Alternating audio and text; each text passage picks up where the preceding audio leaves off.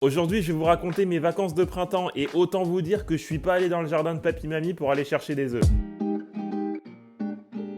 Bon, vous avez vu le titre de la vidéo, tout ça, il n'y a pas de suspense. Attends, où sont mes bonnes manières? Avant que je vous raconte cette expérience, n'hésitez pas à vous abonner, à liker la vidéo, à mettre le petit commentaire pour le référencement. Et là, c'est bon, on peut y aller. Donc je vous disais, j'ai vécu un vrai spring break américain. Mais qu'est-ce que le spring break? À proprement parler, c'est les vacances de printemps. En réalité, c'est genre l'événement du début d'année pour tous les étudiants du pays. Pendant tout le mois de mars, parce qu'aux États-Unis, c'est un petit peu comme en France, tout le monde n'est pas en vacances en même temps. Zone A, B, C, vous connaissez. Les étudiants de tous les États-Unis se retrouvent dans certaines villes stratégiques du pays, mais pas forcément, pour faire la fête, mais genre hardcore. Parmi les villes les plus populaires, il y a évidemment Miami, il y a aussi Panama City Beach en Floride, Cancun au Mexique et South Padre Island au Texas. Donc autant vous dire que pendant le mois de mars, dans chacune de ces destinations et bien d'autres, bah c'est le sbeul en fait.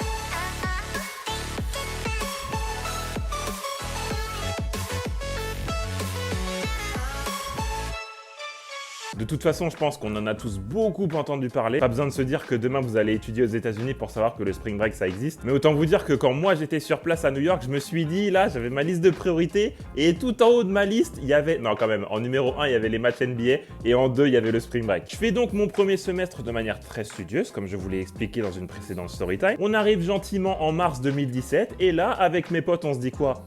Direction South Beach. Je décide d'y aller avec deux de mes gars. Le premier, c'est Liran, c'est un étudiant israélien qui est dans ma promo à New York. Et lui, c'est genre mon frérot de cette aventure. Je me suis pris pour qui, moi? On dirait que je suis dans les anges. Mais en vrai, c'est trop mon gars. Genre, on était dans les mêmes délires, les mêmes soirées. On était dans le côté, vas-y, faut qu'on réussisse notre année et professionnellement, faut qu'on fasse quelque chose. Bon, aujourd'hui, lui, il est avocat et moi, je suis youtubeur. Mais on n'avait pas oublié le côté amusement. Donc lui, c'était un vrai gars, c'était obligé que je parte avec lui. Le deuxième pote avec qui je suis parti, c'est Julien. C'est un gars qui était avec moi en master. À l'époque où j'étais à Paris, donc l'année juste avant que je parte aux États-Unis. Et lui, pendant que moi j'étais à New York, il était parti étudier à Boston. Du coup, on s'est dit, vas-y, on se cale et on fait ce bail ensemble. Attends, vas-y, je vais enlever de spi cette veste là. Ceux qui veulent la ref, ça c'est une magnifique polaire Uniqlo. J'aimerais bien que ça soit sponsor, mais absolument pas. Je vais vous expliquer un petit peu ce contexte qui entoure le spring break. Il y a une sorte de prépa physique avant le spring break. En gros, du mois d'août, c'est-à-dire à partir de la rentrée scolaire jusqu'au mois de mars, les mecs vont se buter à la salle, les meufs aussi, et l'idée c'est d'arriver en mars au spring break au top du top physiquement. Moi à ce niveau-là, j'étais un petit peu en retard parce que la muscu, j'ai commencé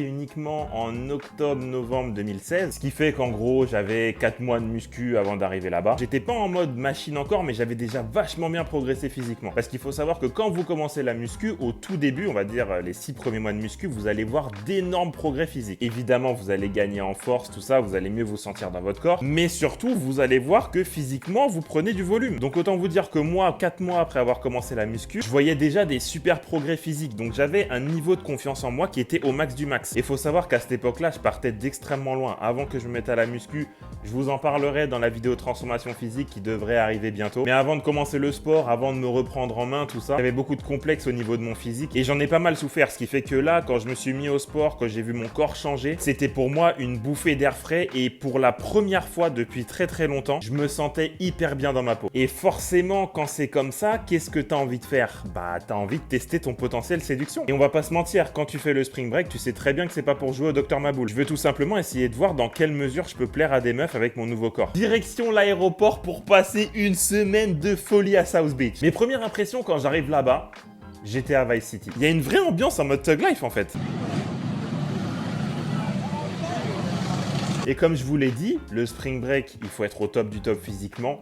Tous les mecs, toutes les meufs, tout le monde est au max. Et je me rappelle que quand je pars de New York, je pars avec plein de certitudes, tu vois, je me dis putain là j'ai bien pris la muscu, tout ça, je suis bien. Et je débarque là-bas, on commence à se balader dans la rue, je vois les gars, ils font tous une tête de plus que moi, 15 kilos de plus. Et les meufs, c'est pareil, que des fit girls. Tout ça pour vous dire qu'à ce moment-là, je suis quand même redescendu. La première partie de notre séjour, on va la faire dans une auberge de jeunesse qui est située à 2 blocs d'Ocean Drive. Ocean Drive, on va dire que c'est à peu près la rue la plus connue de South Beach. Genre d'un côté, t'as les clubs, les bars, les restaurants, et de l'autre, t'as la plage. Et nous, on était à 2 rues de tout ça, donc autant vous dire qu'on avait un emplacement de rêve pour faire la fête. Pour rien vous cacher, c'était la première fois que j'allais en auberge de jeunesse. J'en garde un super bon souvenir parce qu'on va dire qu'il y avait le contexte et tout. On dormait dans des giga pièces, il y avait genre 20-30 lits par pièce. C'était blindé d'étudiants et tous les étudiants, ils étaient là pour la même raison que nous. Et il y avait une bête d'ambiance, genre le soir on buvait tous ensemble. Je vous rappelle que l'abus d'alcool est dangereux pour la santé à consommer avec modération. Personne se connaît, on vient tous d'endroits différents. Il y a très peu d'étrangers. Je me rappelle, il y avait une sud-américaine, ouais, ça je m'en rappelle bien. Il y avait nous forcément, mais après globalement c'était plus des étudiants américains. américain. Donc autant vous dire que j'ai fait des bêtes de rencontres, aussi bien avec des gars qu'avec des filles. Et en plus de ça, on a l'avantage d'être français. Et mine de rien, les Français, ils sont quand même bien kiffés là-bas. Notamment par les meufs. Je vais pas rentrer dans le détail des jeux qu'on faisait, nanani, nanana. Je sais que vous avez envie de savoir plus. Mais ce qui se passe à Miami reste à Miami. Il y avait un truc, je me rappelle, ça, c'était du Pure Fire. Juste à côté de l'auberge, il y avait un open bar. En gros, comment ça fonctionnait? Il suffisait d'aller au bar, tu donnais des tips au barman, et lui, en échange, il te servait des boissons. Donc si par exemple, tu veux lui donner que des billets de 1$, bah, par exemple, tu peux boire 10 verres à 1$. Si t'as envie de le rincer un peu plus, tu le rinces un peu plus. Mais nous, t'as vu, on voulait garder de l'oseille pour les clubs, pour les activités. Donc on lui a balancé nos meilleurs billets de 1$. Autant vous dire que quand on déboulait là-bas à 19h, à 20h, on était bien. L'abus d'alcool est dangereux pour la santé, à consommer avec modération, même si nous l'avons absolument pas fait sur place. La journée classique là-bas, on se réveille, il est 8h. Plage, activité, soirée, club, et on recommence. Il y avait un truc qui était hardcore, vous vous rappelez, je vous ai dit qu'on était genre 20-30 par pièce pour dormir. Le book qui va se réveiller à 7h, qui va faire du bruit, qui va réveiller une autre personne, va réveiller une autre personne, etc., etc. Ce qui fait qu'à 8h30, 9h, tout le monde est réveillé, tout le monde fait du bruit. C'est impossible de dormir plus. Ce qui fait que, en vrai, je pense qu'on devait taper des nuits à 3h. Mais dites-vous, c'était des nuits à 3h avec 3 grammes de sang par litre d'alcool. Et je me rappelle, Julien, il était au bout du rouleau après la première journée. Parce que déjà, on n'avait pas dormi. Et genre, notre premier après-midi, on a voulu la passer chill et tout, aller à la plage. Et à Miami, il y a un soleil, mon gars. Et il avait des derniers coups de soleil. À la plage, c'était grave sympa. Il y avait beaucoup de monde, de la musique. C'était pas le sbeul absolu comme on peut voir dans certains spring break. Parce que mine de rien, il y avait quand même la police qui tournait pas mal. En vrai, c'était cool. Franchement, ça faisait du bien. Tu sais, la journée, t'étais là, tu te posais tranquille sur ta serviette. Tu récupérais un petit peu. Comme ça, t'étais d'attaque le soir pour repartir en soirée. Parce que si du moment où tu te lèves au moment où tu dors, tu fais la fête et tout, ah gros, tu tiens pas 2 jours. Ça, c'était pour la première partie de l'hébergement en mode auberge de jeunesse. On a rencontré des personnes archi cool.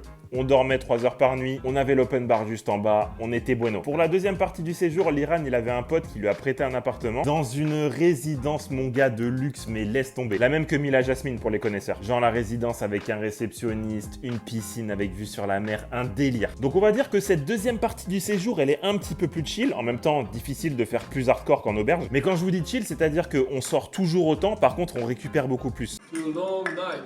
Let's go! On dort mieux, on peut chill au bord de la piscine. En vrai, on en avait besoin. Enfin, surtout Julien.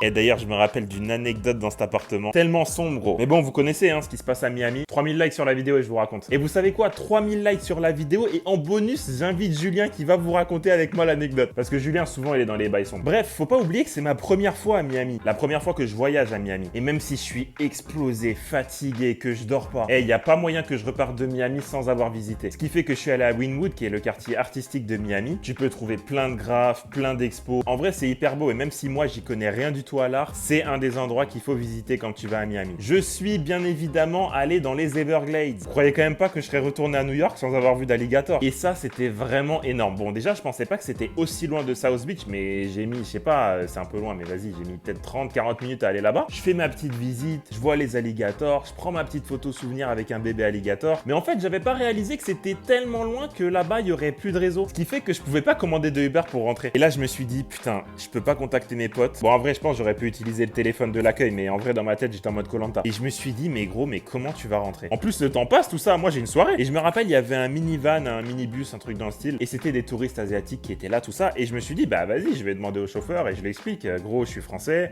je suis venu en Uber, je suis en galère. Il y a pas moyen, tu me ramènes dans le centre vite fait. Et je me rappelle, lui, et toi, si tu regardes la vidéo, tu m'as vraiment fait un coup de tarban. Le gars, je lui explique ma situation. J'étais en galère. De toute façon, 100% des gens qui viennent aussi loin, c'est des touristes. Donc, j'allais pas lui voler son minibus. Je lui dis, ouais, il y a pas moyen, vous me ramenez et tout. Il me dit, ah ouais, non, pas possible, on va pas direction Miami Centre. Et il faut savoir que là où on était, il y avait une route. C'est soit t'allais à gauche et du coup, t'allais je sais pas où.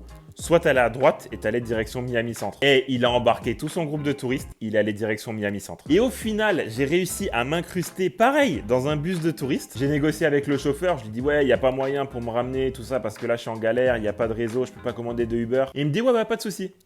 Par contre, ça fait 20 balles. Et je peux vous dire, les 20 balles, il les a mis dans sa poche. Et j'ai fait du jet ski aussi.